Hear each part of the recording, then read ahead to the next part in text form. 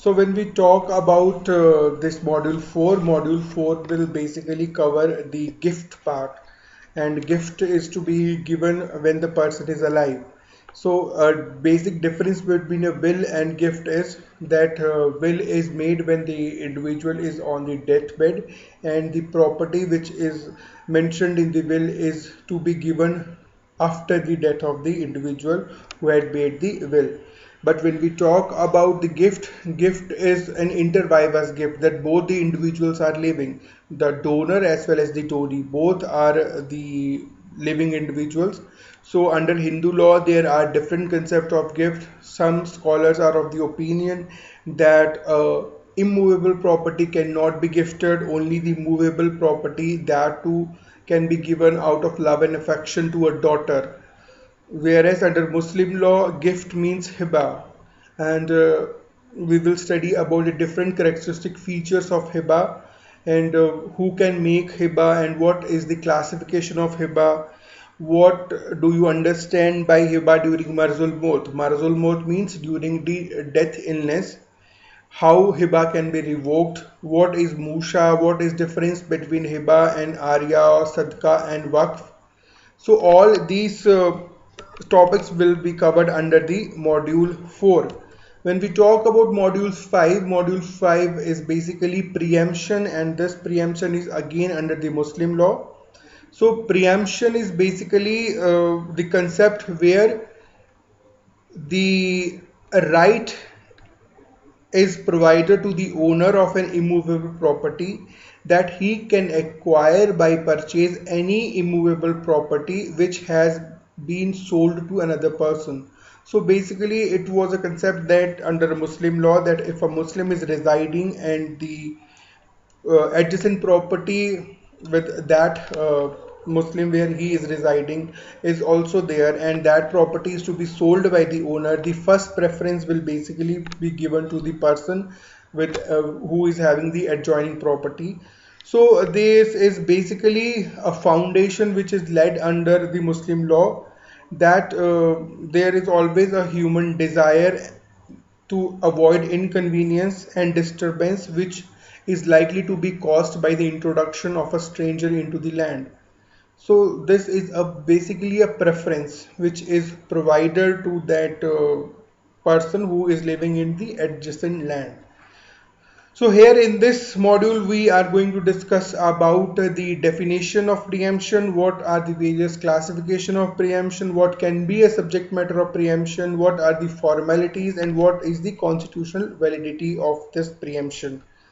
Coming on to the module 6 is basically about the Hindu religious endowments, that what do you understand by Hindu religious endowments, what are the traditional religious principles for the creation of these religious endowments, how these offices are being administered, what are the statutory methods through which a trust can be created, what are the power and functions of trustees.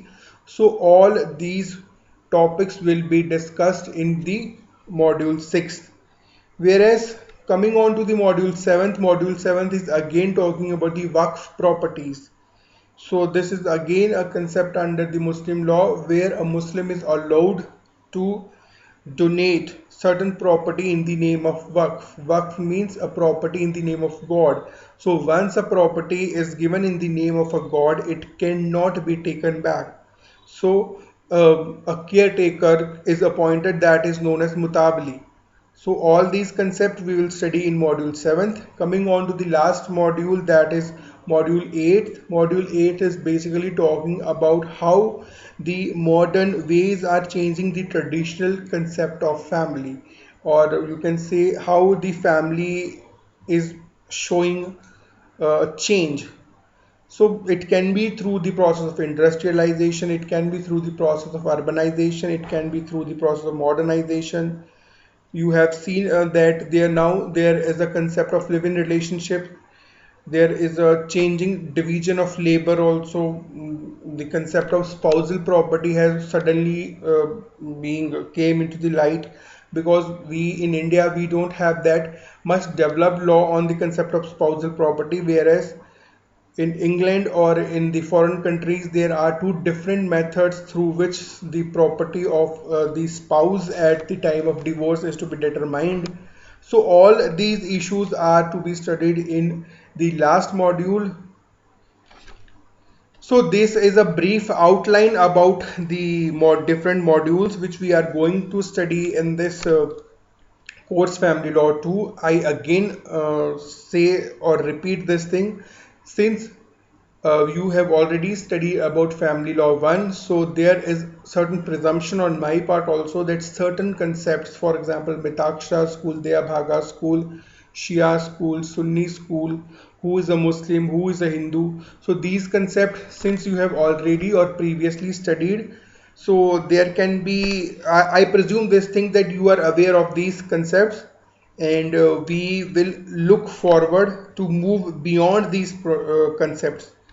So in case of you just want to have a further reading, you can have certain books. For example, the Poonam Pradhan Saxena's book on family law 2. There is Akil Ahmed's book on Mohammedan law, Paras Diwan book on family law, Subarao's book on family law 1. These are the suggested reading, or you can get these books in your library also, but there are certain references books also. For example, Faizi's book on the outlines of Mohammedan law is there. Flavia Agnes book on marriage, divorce, matrimonial litigation is also there. So if you want to study about the in detail about the Hindu law, you can have the Mani's book, you can have Mullah's Hindu law also.